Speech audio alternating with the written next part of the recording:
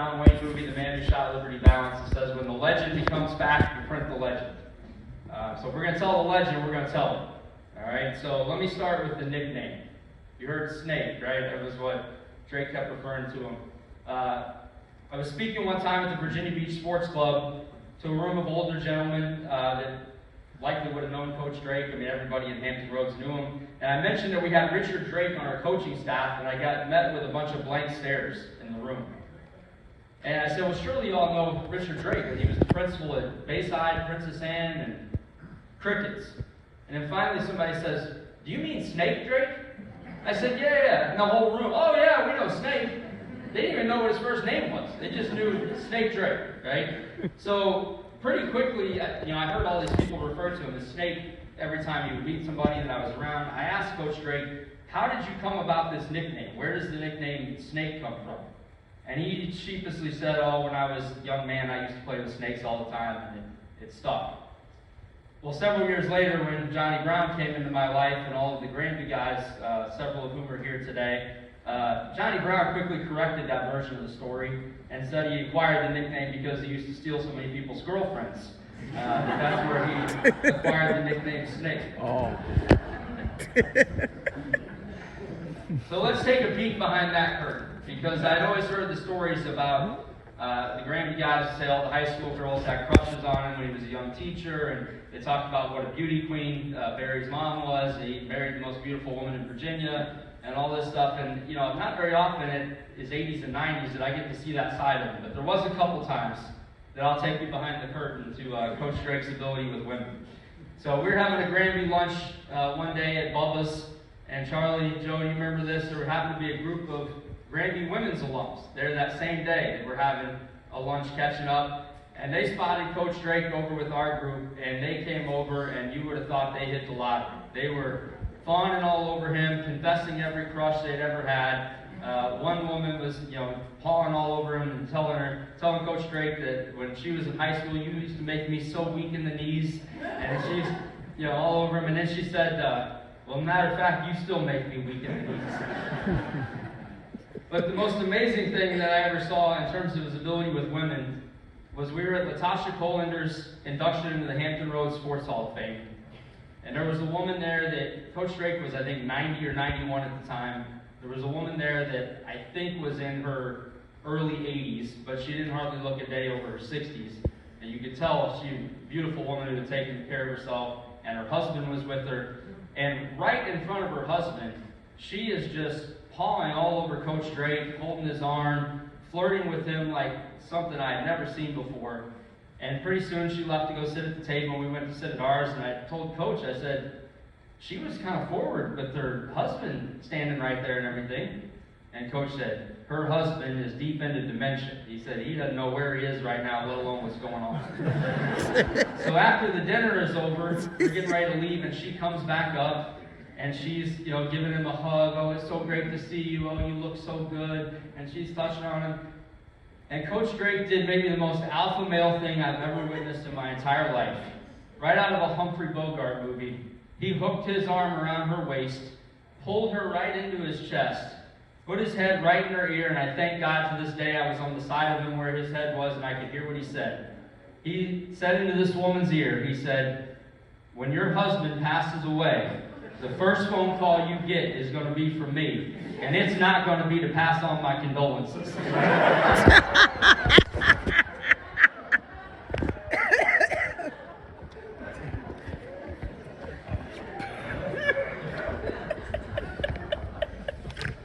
Chris and I drove out here from Iowa, as was mentioned earlier. We weren't going to miss this, and we've been coaches at the college level for 20 years, and we're missing the first meet of our coaching career today. Our team's actually had a meet as I stand up here right now. And of course, the irony is Coach Drake would probably think we should have been at the meet. But I was talking to our team about Coach Drake and why we were going to be gone this weekend. And the athletes I coach tend to put a lot of pressure on themselves, as maybe many of his former athletes did or you're familiar with. And I was telling our team a story. I said, one of the most pressure situations I've ever had an athlete in was Randy Lott, who was here today. In his final national championship, he qualified 6 different times in 6 different events. And Virginia Wesleyan had never had an All-American in track and field, and the top 8 are All-American. And on 2 of his 5 previous attempts, Randy had been 9th, and he had missed both times by 100th of a second. And he's down to the final race of his career. It's his last chance to be an All-American. And you could feel the weight and the tension of the pressure that Randy was under to do that. Everybody back home expected he was going to be an All-American and all that. And he had 1 shot left. We had the prelim on Friday for the 100 meters to try to make the final and be an All-American. And I didn't know what to say as a coach. I'm feeling the tension and the pressure. And I asked Randy, I said, do you want to call Coach Drake and get some last-minute advice? And he said, yeah, that'd be great. So we get Coach Drake on the phone, and I said, we've got him on speaker. And Randy says, Coach, do you have any last-minute advice for me before I run this 100 meters? And, we're expecting some profound words of wisdom, but in vintage Coach Drake style and his uncanny ability to remove any kind of pressure and to simplify, he said, yeah, just try to get to the finish line before everybody else.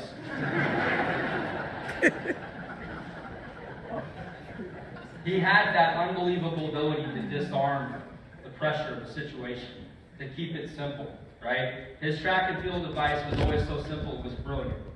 He'd say things like, hurry back. You can't win a race by finishing last. We had a hurdler one time who didn't run a very good hurdles race, and Coach Drake jumped on him, and the hurdler said, well, Coach, the guy in the lane next to me, he was smacking my arm the whole way. What was I supposed to do? Coach Drake said, well, next time if you're in front of him, you won't have that problem. Ethan Folks, long jumping one time. Comes back after a jump. Coach, what am I doing wrong? Coach Drake said, well, you're landing too close to the takeoff for it. We had a shot putter ask for advice one time. Coach said, well, don't drop the shot on your foot. He would say things like that just, we had a guy turn around in a race one time, like Chet, and he was in the lead. Afterwards, Coach Drake said, what are you turning around for? He said, well, I want to see where everybody was at. Coach said, well, if they're not in front of you, that means they're all behind you. You don't need to look back. The other extreme was he knew how to drop you down a peg if your ego was getting too big. I saw Courtney Meebane here today, who was a 5-time conference champion in the hurdles. She was begging Coach Drake one year to run the open 100. She wanted to run the flat 100. You remember this, Courtney? You're begging him to run the flat 100. He kept saying no. Finally, one day he got tired of her asking. She said, Coach, why can't I run the open 100? He said, because you'll hold up the meet. He once told another sprinter, if you were going any slower, we're going to need an hourglass instead of a stopwatch. We had another really good hurdler one time when he was an up-and-coming hurdler. He had raced against a guy who was kind of the premier hurdler in our part of the area. And Coach was trying to give him some words of encouragement. He said, you'll beat that kid by the end of the year. And the guy got all excited. He said, really? Coach Drake said, I didn't say which year.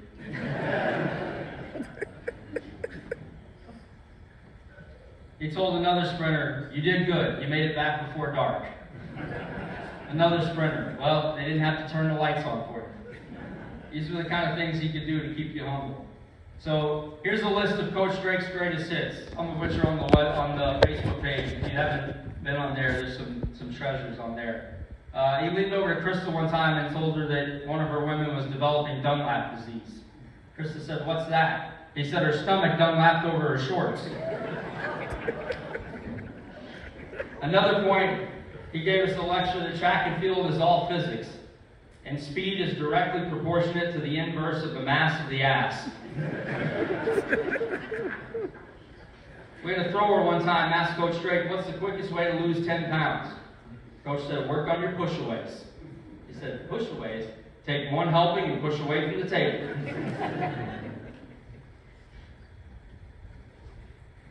But maybe the greatest story and funniest thing that I ever heard come out of his mouth was, if you've been around Coach Drake, when he got frustrated or exasperated, he would say, Lord knows. You all heard that from Coach Drake, right? The Virginia Wesleyan athletes will remember that we had a storage cage under the bleachers where we kept our starting blocks and our hurdles, and Coach Drake didn't have a key as a volunteer assistant. So a lot of times he would tell me, hey, we're going to take starts today, you need to get the hurdles out. Or you need to get the blocks out, whatever it was. Well, I was always pretty flighty and forgetful, had a million things on my mind, and Drake knew that. So one day he called me about an hour before practice, said, "Calling you to remind you, make sure the cage is unlocked so I can get the blocks out when I come for practice." I said, all right. Well, an athlete came into my office or something came up and it slipped my mind. I didn't get around to it. And next thing I know, Coach Drake comes storming through my office door, just irate. "The cage is locked. I thought I told you to unlock the cage." I said, "Coach, I'm sorry, I forgot. I just called you an hour ago to tell you that." I said, "Coach, I'm sorry, I forgot." He said, "Lord knows, Matt. God, I hope for Krista's sake that your dick's not as short as your memory."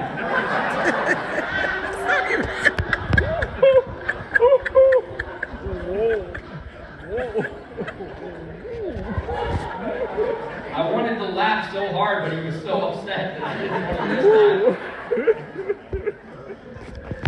Oh my gosh. Excuse me. Throughout the 1970s, 80s, and 90s, Coach Drake was the go-to guy in Hampton Roads for hurdlers. Amen. And his prized pupil was a young lady named Latasha Cohen, a name may be familiar to many of you in the room. Latasha went on to, with Coach Drake as her high school coach, to win a World Junior silver medal in the hurdles in Europe. She went on to star at the University of North Carolina and eventually became a professional and actually won a gold medal in the 2000 Sydney Olympics in the 4x4 relay. It was part of a world record 4x200 relay. And Coach continued to work with her as a pro anytime she was home, visiting her family in the area. And he always said the greatest phone call of his life was Latasha on a borrowed cell phone from the stadium in Sydney, Australia, calling him. And he said it was so loud in the stadium, all I could hear was somebody on the other end screaming, "We did it, Coach, we did it, we won the gold." And he said that it was the highlight of his life, the phone call of his life, to think that he had worked with an Olympic gold medalist. In 2017, I found out Latasha was speaking at the Norfolk Sports Club, and Coach Drake didn't know. I wanted to surprise him, so I just said, "Hey, we're going to go to dinner tonight." Didn't tell him where, didn't tell him why. I took him to the Norfolk Sports Club, or the Portsmouth Sports Club. We got a table, and here's Latasha as the keynote speaker. And about halfway through her speech, she catches a glimpse of Coach Drake in the audience, and she immediately got emotional. She pointed him out, she introduced him, and she went off script and spent the majority of the rest of her speech talking about Coach Drake and the impact he had on her life. At the end, she told the audience, she said, "That man was my angel from God." It was the only time I ever saw Coach Drake shed a tear. He got choked up. A year later, we were able to attend her induction in the Hampton Roads Sports Hall of Fame. He spent his quote-unquote retirement years not being very retired. I think it was 13 years at Christopher Newport, 15 years at Virginia Wesleyan, the last 3 on our staff at Co. He loved volunteering because it gave him leverage. He loved to speak his mind to college administrators. He was never short on opinions. And every once in a while, he'd be giving his unsolicited opinion to our president or our athletic director. I'd try to rein him in or tone him down. He'd say, "Matt, what are they going to do, cut my pay?" Met a lot of amazing people through Coach Drake. The Granby guys, like I said, several were here today. Johnny Brown, Lefty Drizel. I mean, how lucky am I that I get to sit one time and watch an NCAA tournament basketball game with Coach Drake and Lefty Drizel, who's a basketball Hall of Famer. So many people, Latasha Cohen, people I would have never met, got to be around if not for Coach Drake.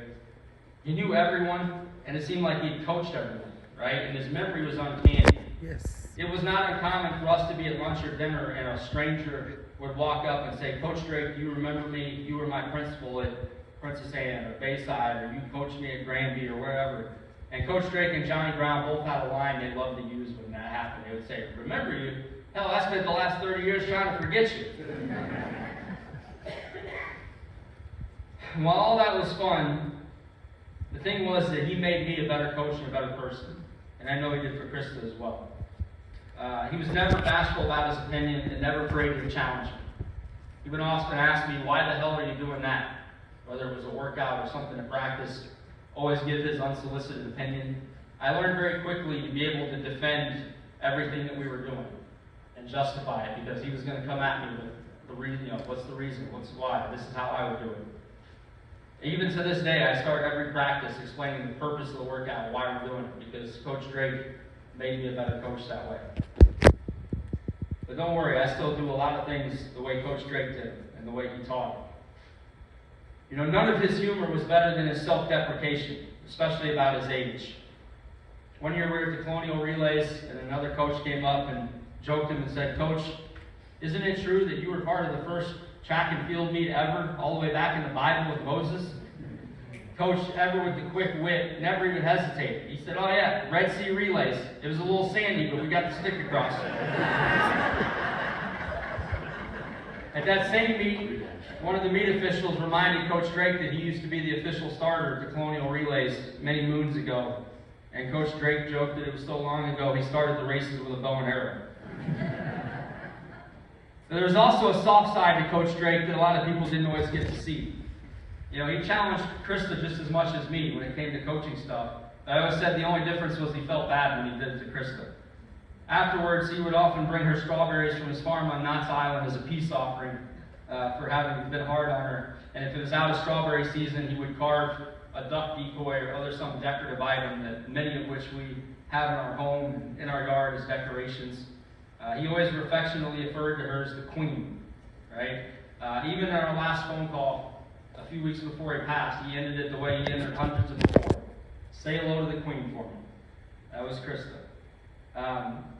He enjoyed taking Krista and me to the Eastern Shore so he and her could search for seashells, or up to their family vacation home on the Rappahannock River, because he knew that we loved getting out of the city whenever we could. One time when he could see we were particularly stressed out, going through a tough season, on a Friday afternoon he handed us the key and said, "Go take the river house for the week. Get away for a little bit." Our family dinners, as we call them after practice, are some of our best memories of living in Virginia Beach. So many times after practice, Coach Drake would go to dinner with us. We'd have lunches with him, whatever it was. As mentioned before, he knew every hole-in-the-wall diner within a 100-mile radius of Virginia Beach. And for somebody who didn't seem to like crowds, he loved socializing and loved talking to people, especially over a meal, over dinner. And he knew every place in the Eastern Seaboard that sold duck decoys, too. He would often talk about that. And I asked him one time, you know, if you've seen his duck decoys, I think I saw some out there. They're unbelievable. They're incredible. He's like a master craftsman with them. And I said, "Coach, how did you learn to carve these duck decoys so well?" And of course, after the simplest, he looked at me like I was crazy. He said, "Well, I take a piece of wood and I carve away everything that doesn't look like a duck."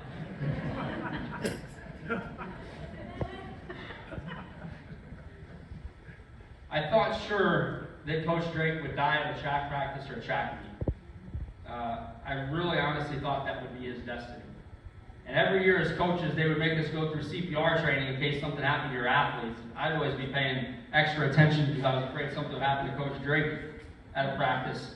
And Drake mentioned the story about him coming to practice the day of. He'd had a pacemaker replaced that morning. He had told me it was going to happen.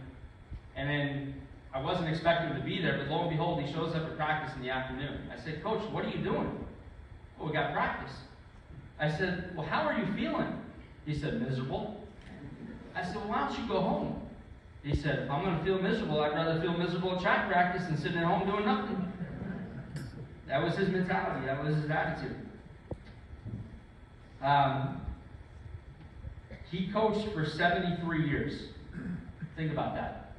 And every year that he was with us at Virginia Wesleyan, he would swear it was his last year coaching. I always knew that because it was in his blood, right?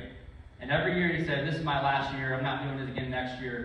And then we'd get about 1 week of distance from the season, and the phone call would come in. He'd say, "When are we going recruiting?"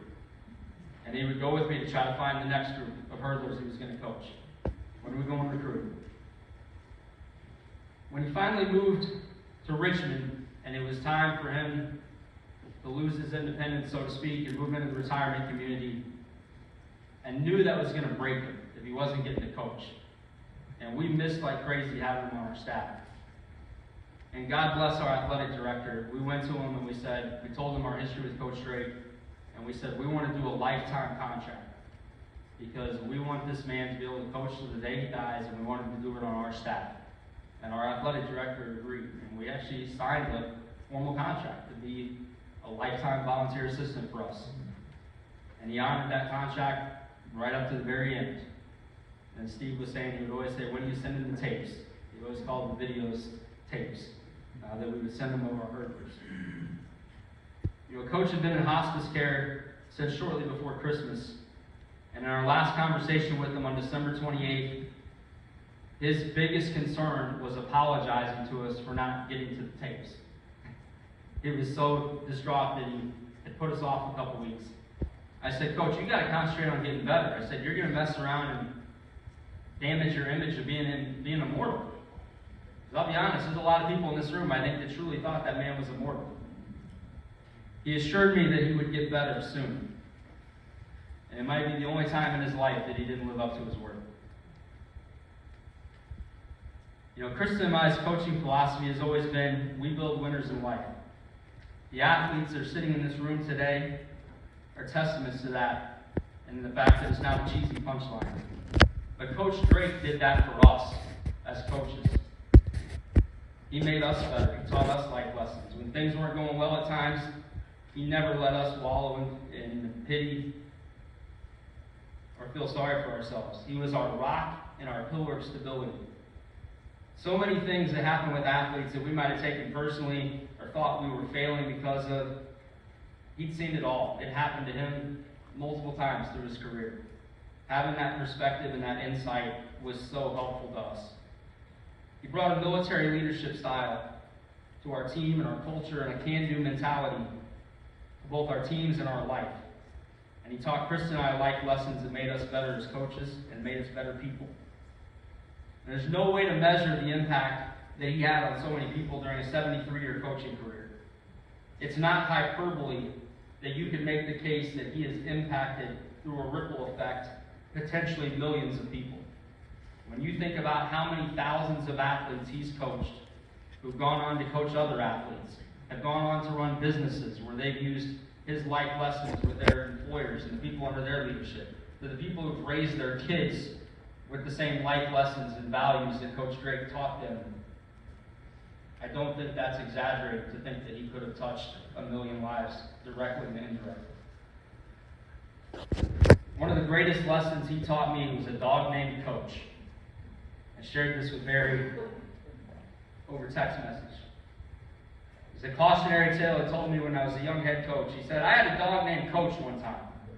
Best hunting dog in the county.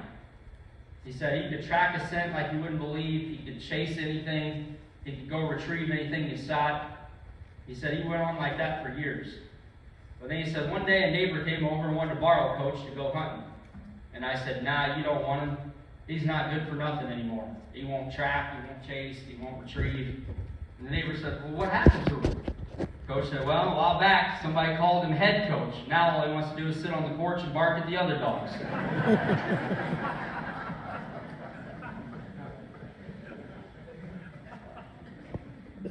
How lucky are all of us who knew him that we had a front row seat to greatness. I never took a single day of it for granted. I'm eternally grateful that I was smart enough and wise enough to soak it all in and cherish every day and every moment I spent with him. My only regret is that I didn't tell him I loved him enough times.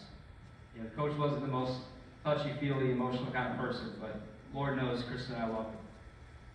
And one of the saddest things to me when you lose men like Coach Drake is we lose our first-hand account of history. You heard his passion for history. You heard about his World War II service. I actually was fortunate. I did hear a lot of World War II stories from Coach Drake. But he lived through that. He lived through the Great Depression. He lived through other experiences that are our first-hand account of things we read in history books. But he may be gone, but he has left us an abundance of incredible stories and a lot of wisdom. And we have a responsibility to the next generation to share those stories and those life lessons. And as we do, may we all be blessed with his longevity, and may we all strive to contribute to so many lives in such a positive way. Thank you, Coach, and God bless you. You were truly one of one.